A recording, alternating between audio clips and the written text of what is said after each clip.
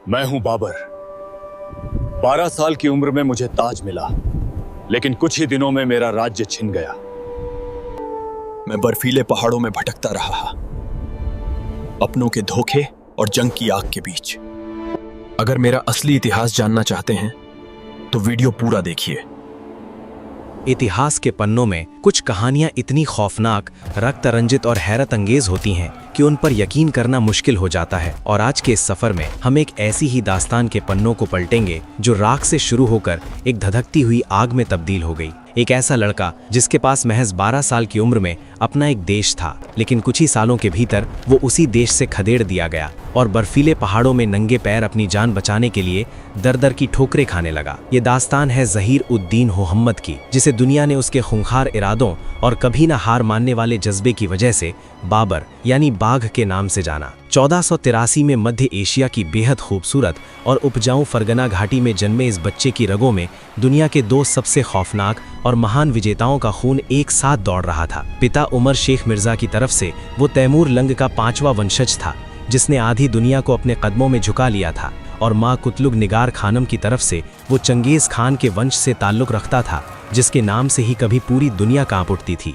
ऐसा माना जाता था कि ये बच्चा पैदा ही राज करने और दुनिया को फतह करने के लिए हुआ है, लेकिन किस्मत ने उसके लिए फूलों की सेज नहीं बल्कि कांटों का एक ऐसा ताज चुना था जिसकी कीमत उसे अपने खून और आंसुओं से चुकानी थी। जब बाबर महज 12 साल का था, तब एक दिन फरगना के किले में कबूतर खाना ढह जाने की वजह से एक दर्दनाक हादसे में उसके पिता उमर शेख मिर्जा की अचानक मौत हो गई और एक झटके में एक मासूम बच्चे के सिर पर फरगना की पूरी रियासत का बोझ आ गया। लेकिन 12 साल के उस बच्चे को ताज मिलते ही उसके अपने ही सगे चाचा, मामा और रिश्तेदार भूखे भेड़ियों की तरह उसकी गद्दी छीनने के लिए उस पर टूट पड़े। फरगना की सत्ता बचाने के लिए उस नन्हे नवाब को अपने ही लोगों की गद्दारियों और साजिशों का सामना करना पड़ा। लेकिन बाबर की आंखों में सिर्फ फरगना नहीं बल्कि कुछ और ही बसता था। उसका सबसे बड़ा सपना था अपने महान पूर्वज तैमूर की ऐतिहासिक राजधानी समरकंद पर राज करना, जो उस वक्त अपनी नीली टाइलों वाले गुंबदों, विशाल महलों और अथाह दौलत के लिए दुनिया के सबसे अमीर और खूबसूरत शहरों में गिना जाता था। 15 साल की छोटी सी उम्र में अपनी गजब की सैन्य सूझबूझ का परिचय देते हुए बाबर ने समरकंद पर एक जोरदार हमला किया और 7 महीने की लंबी घेराबंदी के बाद आखिरकार उस अभेद्य शहर को जीत भी लिया। लेकिन समरकंद की ये जीत उसकी जिंदगी की सबसे बड़ी और दर्दनाक भूल साबित होने वाली थी। जब वो समरकंद के महलों में अपनी जीत का जश्न मना रहा था और वहीं एक गंभीर बीमारी से जूझ रहा था, तब पीछे से उसके गद्दार सौतेले भाई और लालची रिश्तेदारों ने उसके अपने घर यानी फरगना पर ही कब्जा कर लिया। जब ये खबर बाबर तक पहुंची तो वो बदहवास होकर अपना पुश्तैनी राज्य फरगना बचाने के लिए समरकंद से दौड़ा, लेकिन रास्ते में ही उसकी अपनी आधी से ज्यादा सेना ने उसका साथ छोड़ दिया और बगावत कर दी। नतीजा ये हुआ कि फरगना तो उसके हाथ से हमेशा के लिए निकल ही गया और पीछे से समरकंद पर भी दुश्मनों ने दोबारा कब्जा कर लिया। वो राजा जिसके पास कुछ ही दिन पहले तक 2-2 विशाल रियासतें थीं, अब उसके पास रहने के लिए एक तंबू भी नहीं बचा था। और इसके बाद शुरू हुआ उज़्बेक सरदार शैबानी खान का वो खौफनाक कहर, जिसने बाबर की रूह तक को कंपा दिया। शैबानी खान ने समरकंद पर ऐसा क्रूर और अमानवीय कत्लेआम मचाया कि भूख से तड़पते हुए लोगों को कुत्तों और बिल्लियों का मांस तक खाना पड़ा, और बाबर को अपनी और अपने परिवार की जान बचाने के लिए अपनी ही सगी बड़ी बहन खानजादा बेगम की शादी उस दरिंदे शैबानी खान से जबरन करनी पड़ी। ये बाबर के जीवन का वो सबसे अंधकारमय और शर्मनाक दौर था, जब वो ताजिकिस्तान और पामीर के उन जमा देने वाले बर्फीले पहाड़ों में एक साधारण गडरिये की तरह छपता फिर रहा था, जहां उसके पास ना कोई सेना थी, न दौलत, न सिर छुपाने की जगह और ना ही कोई उम्मीद। बस चंद वफादार दोस्त बचे थे जो उसके साथ भूखे पेट उन जंगलों में मौत का इंतजार कर रहे थे। लेकिन इतिहास गवाह है कि जब किसी इंसान के पास खोने के लिए कुछ नहीं बचता और वो अपनी जिंदगी के सबसे निचले और दर्दनाक स्तर पर पहुंच जाता है, तो वो दुनिया का सबसे खतरनाक और खूंखार इंसान बन जाता है। और बाबर के साथ भी ठीक ऐसा ही हुआ। कई सालों तक मध्य एशिया की खाक छानने और शैबानी खान के खौफनाक जुल्मों को सहने के बाद बाबर ये अच्छी तरह समझ चुका था कि उज़्बेकों की ताकत के सामने अब मध्य एशिया में उसका कोई भविष्य नहीं बचा है, और अगर उसे जिंदा रहना है तो उसे एक नई जमीन तलाशनी होगी। 1504 की कड़ाके की सर्दियों में मौत को मात देते हुए उसने हिंदू कुश के उन खतरनाक और बर्फीले पहाड़ों को पार करने का एक बेहद साहसिक फैसला लिया, जहां कदम कदम पर मौत खाई में गिरने या बर्फ में जम जाने का इंतजार कर रही थी। एक बेहद कमजोर, थकी हुई, फटेहाल और भूखी सेना के साथ उसने दक्षिण की तरफ अफगानिस्तान के काबुल शहर पर चढ़ाई कर दी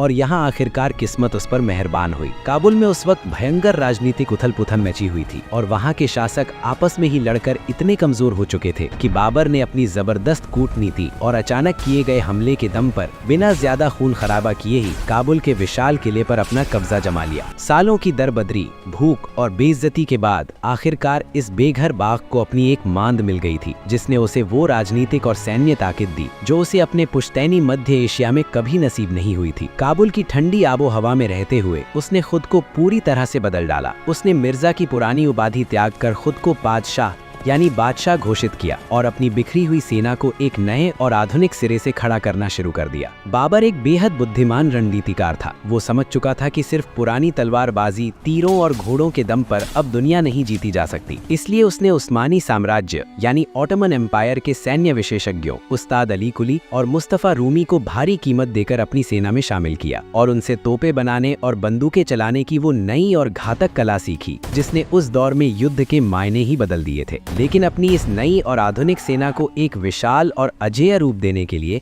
उसे बेशुमार दौलत की जरूरत थी और काबुल की वो बंजर और पथरीली जमीनें उसे वो अथाह दौलत कभी नहीं दे सकती थी। इसलिए बाबर की भूखी और महत्वाकांक्षी नजरें अब पूर्व की तरफ उठीं, उस महान देश की तरफ जिसे दुनिया सोने की चिड़िया कहती थी, यानी हिंदुस्तान। उस वक्त उत्तर भारत और दिल्ली सल्तनत पर अफगान वंश के सुल्तान इब्राहिम लोदी का राज था, जो एक बेहद क्रूर, घमंडी और अलोकप्रिय शासक था और जिसके अपने ही सूबेदार, सेनापति और रिश्तेदार उससे इस कदर नफरत करते थे कि वो उसे गद्दी से उतारने के लिए किसी भी हद तक जाने को तैयार थे। इसी आपसी दुश्मनी, फूट और सत्ता के लालच ने हिंदुस्तान के मजबूत दरवाजे एक विदेशी और बेहद खतरनाक हमलावर के लिए पूरी तरह खोल दिए। पंजाब के शक्तिशाली सूबेदार दौलत खान लोदी और इब्राहिम के अपने ही चाचा आलम खान लोदी ने बाबर को काबुल में गुप्त संदेश भिजवाए और उसे भारत पर हमला करने का न्योता दिया। और कुछ ऐतिहासिक साक्ष्यों के अनुसार मेवाड़ के अजेय योद्धा महाराणा सांगा ने भी लोदी के साम्राज्य को जड़ से खत्म करने के लिए बाबर को कूटनीतिक संदेश भेजे थे। उन सबको शायद यही लगता था कि बाबर भी अपने पूर्वज तैमूर लंग की तरह एक लुटेरा है जो अपनी विशाल सेना लेकर आएगा, दिल्ली के खजानों को बेरहमी से लूटेगा, कत्लेआम मचाएगा और अपनी जेबें भरकर वापस काबुल की वादियों में लौट जाएगा, जिसके बाद वो खुद दिल्ली के तख्त पर बैठ जाएंगे। लेकिन उन्होंने बाबर की भयानक महत्वाकांक्षा, उसके तेज दिमाग और साम्राज्य बनाने की उसकी बरसों पुरानी भूख को बहुत कम आंकने की जो ऐतिहासिक भूल की थी, उसकी कीमत पूरे हिंदुस्तान को आने वाली कई सदियों तक अपना खून बहाकर चुकानी पड़ी। क्योंकि बाबर अब सिर्फ खजाना लूटने नहीं बल्कि हिंदुस्तान का वो शाही तख्त हमेशा के लिए छीनने आ रहा था। 21 अप्रैल 1526 इतिहास के पन्नों में दर्ज ये वो मनहूस और निर्णायक दिन था जिसने हिंदुस्तान का भूगोल, उसका इतिहास और उसकी किस्मत हमेशा हमेशा के लिए बदल कर रख दी। पानीपत के उस विशाल और तपते हुए मैदान में एक तरफ दिल्ली के सुल्तान इब्राहिम लोदी की 1 लाख से भी ज्यादा सैनिकों और 1000 से ज्यादा खूंखार और विशाल काय हाथियों की वो अजेय सेना खड़ी थी जिसे देखकर ही किसी भी दुश्मन की रूह कांप जाए, और दूसरी तरफ बाबर की सिर्फ 12 से 15 हजार सैनिकों की एक छोटी सी लेकिन युद्ध की कला में पूरी तरह पारंगत और आधुनिक हथियारों से लैस फौज थी। अगर सिर्फ संख्या और ताकत के हिसाब से देखा जाए तो बाबर की मौत और उसकी पूरी सेना का विनाश उसी मैदान में तय था। लेकिन बाबर के पास 2 ऐसे अचूक और घातक हथियार थे जो हिंदुस्तान की धरती ने उससे पहले कभी नहीं देखे थे। बारूद का भयानक खौफ और एक बेजोड़ अभेद्य सैन्य रणनीति। बाबर ने अपनी सेना को खुले मैदान में लड़ाने के बजाय अराबा नाम की एक उस्मानी रणनीति का इस्तेमाल किया, जिसमें उसने आसपास के गांवों से 700 से ज्यादा बैलगाड़ियां इकट्ठा की और उन्हें जानवरों के मजबूत चमड़े की रस्सियों से एक दूसरे के साथ बांधकर अपने सामने एक लोहे की दीवार की तरह खड़ा कर दिया, जिसके पीछे उसने अपने अचूक बंदूकधारियों और आग उगलने वाली भारी तोपों को बड़ी ही चालाकी से छुपा दिया था। जैसे ही लोदी की 1 लाख की विशाल सेना ने उस छोटी सी फौज को कुचलने के गुरूर में आगे की तरफ दौड़ लगाई, बाबर के उस्ताद तोपचियों ने अपने तोपों के मुहाने खोल दिए और पलक झपकते ही पानीपत का वो पूरा मैदान धुएं और आग से भर गया। हिंदुस्तान की धरती पर पहली बार तोपों और बंदूकों की ऐसी भयानक, कान फाड़ देने वाली गड़गड़ाहट गूंजी थी कि इब्राहिम लोदी के वो विशालकाय हाथी, जिन्हें तलवारों से लड़ने की आदत थी, बारूद की उस खौफनाक आवाज और आग को देखकर पूरी तरह पागल हो गए और उन्होंने अपनी ही सेना के सैनिकों को बुरी तरह कुचलना और चीरना शुरू कर दिया। ठीक उसी वक्त बाबर ने अपनी दूसरी सबसे घातक तुलुगमा नीति का इस्तेमाल करते हुए अपने सबसे तेज और चुस्त घुड़सवारों की टुकड़ियों को लोदी की सेना के दाएं और बाएं हिस्सों से घुमाकर दुश्मन को पीछे से पूरी तरह घेर लिया। और देखते ही देखते वो विशाल सेना मौत के उस जाल में इस कदर फंसी कि कुछ ही घंटों के भीतर 1 लाख की फौज घुटनों पर आ गई और खुद सुल्तान इब्राहिम लोदी उस खूनी मैदान में लड़ता हुआ मारा गया। पानीपत के उस मैदान में मिली इस चमत्कारिक जीत ने दिल्ली और आगरा के दरवाजे बाबर के लिए खोल दिए और उसने हिंदुस्तान की छाती पर मुगल साम्राज्य का वो झंडा गाड़ दिया जिसे उखाड़ना अब किसी के बस की बात नहीं थी। लेकिन बाबर की असली और सबसे खौफनाक परीक्षा तो अभी बाकी थी। दिल्ली और आगरा पर कब्जा करते ही बाबर के सैनिकों को हिंदुस्तान की भयानक झुलसा देने वाली गर्मी, यहाँ की बीमारियों और अजनबी माहौल ने अंदर तक तोड़ दिया। उसकी अपनी ही सेना में भयंकर बगावत शुरू हो गई और उसके सेनापति किसी भी कीमत पर वापस अपने ठंडे काबुल लौटना चाहते थे। और इसी नाजुक वक्त में एक ऐसी खौफनाक खबर आई जिसने बाबर के पूरे खेमे में दहशत की एक ठंडी लहर दौड़ा दी। मेवाड़ के अजेय योद्धा, राजपूतों के सिरमौर महाराणा सांगा, जिनके शरीर पर तलवारों और भालों के 80 से ज़्यादा गहरे घाव थे, जो एक आंख, एक हाथ और एक पैर गंवाने के बाद भी युद्ध के मैदान में मौत का दूसरा नाम माने जाते थे, उन्होंने बाबर को हिंदुस्तान से हमेशा के लिए खदेड़ने के लिए 1 लाख से ज़्यादा की एक संयुक्त राजपूत और अफगान सेना खड़ी कर ली थी। खानवा के मैदान में महाराणा सांगा का सामना करने से पहले बाबर की सेना खौफ से इस कदर कांप रही थी कि एक नामी ज्योतिषी ने तो खुलेआम ये भविष्यवाणी तक कर दी कि मंगल ग्रह की दिशा के कारण बाबर की हार और मौत निश्चित है। अपनी सेना को इस भयंकर डर और निराशा से निकालने के लिए बाबर ने एक ऐसा मनोवैज्ञानिक मास्टर स्ट्रोक चला जिसने इतिहास की दिशा ही मोड़ दी। उसने अपनी पूरी सेना को एक जगह इकट्ठा किया, अपने सोने और चांदी के सभी बेशकीमती शराब के प्याले मंगवाए और हथौड़े से उन्हें चकनाचूर करते हुए सारी शराब जमीन पर बहा दी। उसने पूरी जिंदगी कभी शराब ना पीने की कसम खाई, मुसलमानों पर से तमगा नाम का टैक्स हटा दिया और इस राजनीतिक युद्ध को जिहाद यानी एक पवित्र धर्म युद्ध का रूप देते हुए अपने सैनिकों से दहाड़ कर कहा कि या तो हम यहाँ शहीद होकर सीधे जन्नत जाएंगे या फिर गाजी कहलाएंगे। 16 मार्च 1527 को खानवा का वो खूनी और रोंगटे खड़े कर देने वाला युद्ध लड़ा गया, जो पानीपत से कई गुना ज्यादा भयानक था। राजपूत योद्धा मौत की बिल्कुल भी परवाह किए बिना अपनी नंगी तलवारों के साथ बाबर की आग उगलती तोपों के सामने अपना सीना तान कर खड़े हो गए और घंटों तक वो भीषण मारकाट मची कि युद्ध का पलड़ा बार बार झूलता रहा।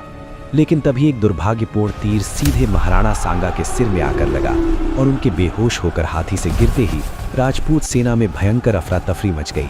खानवा के मैदान में राजपूतों के खून से मिली इस चमत्कारिक जीत ने ये पूरी तरह तय कर दिया कि बाबर अब सिर्फ एक लुटेरा या हमलावर नहीं है, बल्कि वो हिंदुस्तान का इकलौता और बेताज बादशाह बन चुका है और अब वो यहाँ से कभी वापस लौटकर नहीं जाएगा। दोस्तों, आगे बढ़ने से पहले वीडियो को पॉज करके वीडियो को लाइक और हाइप करना ना भूलें। एक लाइक और एक हाइप से आपका कुछ नहीं जाएगा, लेकिन इससे हमें प्रेरणा मिलेगी और भी ऐसे ऐतिहासिक वीडियो बनाने के लिए। तो चलिए वापस अपने टॉपिक पर आते हैं। खानवा के बाद चंदेरी में मेदिनी राय के खिलाफ हुए भीषण युद्ध, जहां राजपूत महिलाओं ने सामूहिक रूप से आग में कूदकर जौहर किया, और घाघरा के युद्ध में बिहार और बंगाल के अफगानों को कुचलने के बाद बाबर ने पूरे उत्तर भारत पर अपना एक छत्र और निर्विवाद राज स्थापित कर लिया। लेकिन जंग के मैदानों में अपनी पूरी उम्र गुजार देने वाला ये खूनखार शेर अब अंदर से पूरी तरह टूट चुका था और थक चुका था। उसे हिंदुस्तान की वो बेहिसाब और अथाह दौलत तो मिल गई थी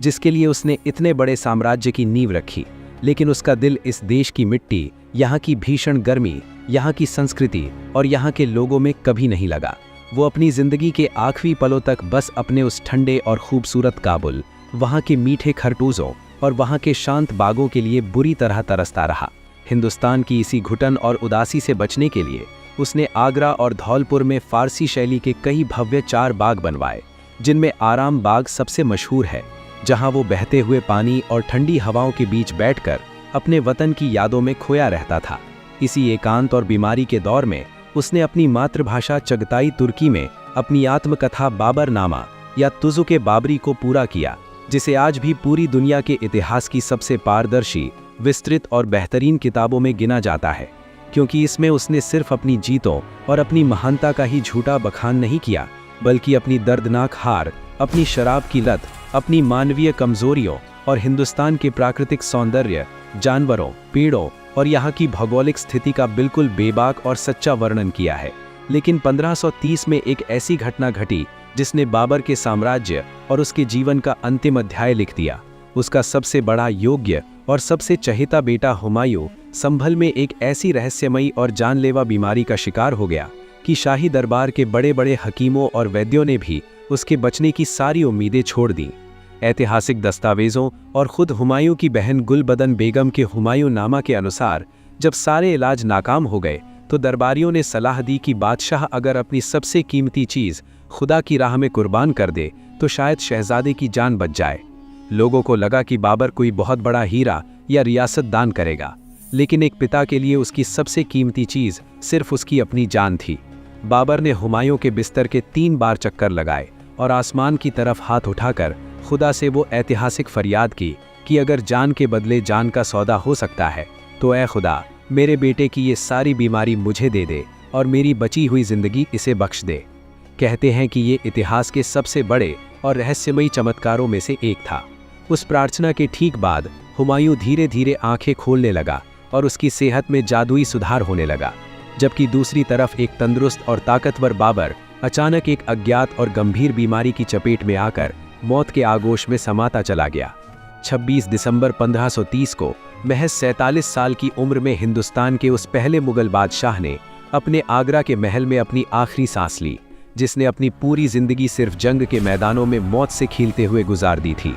उसकी अपनी अंतिम वसीयत के मुताबिक उसे हिंदुस्तान की उस मिट्टी में दफनाने के बजाय कुछ सालों बाद आगरा से ले जाकर उसकी सबसे पसंदीदा जगह काबुल के बागे बाबर के एक खुले और शांत आसमान के नीचे दफनाया गया। एक 12 साल का वो बेसहारा और अनाथ लड़का जिसने अपनी पूरी जिंदगी अपनों से धोखा खाया, नंगे पैर पहाड़ों की खाक छानी और दर्दनाक दरबदरी झेली, वो जाते जाते दुनिया को एक ऐसा विशाल मुगल साम्राज्य दे गया जिसने आने वाली कई सदियों तक हिंदुस्तान पर राज किया। इतिहास उसे चाहे एक क्रूर और लालची हमलावर के रूप में कोसे या फिर एक महान साम्राज्य के दूरदर्शी संस्थापक के रूप में याद रखें, लेकिन ये एक अटल और कड़वा सच है कि ज़हीरुद्दीन मोहम्मद बाबर की ये खूनी, संघर्ष भरी और रोंगटे खड़े कर देने वाली दास्तान दुनिया के इतिहास के पन्नों से कभी भी मिटाई नहीं जा सकेगी। लेकिन एक सेकंड, इतिहास में ये विवाद लंबे समय से चला आ रहा है कि अयोध्या में स्थित राम जन्मभूमि स्थल पर 16वीं सदी में एक मस्जिद बनाई गई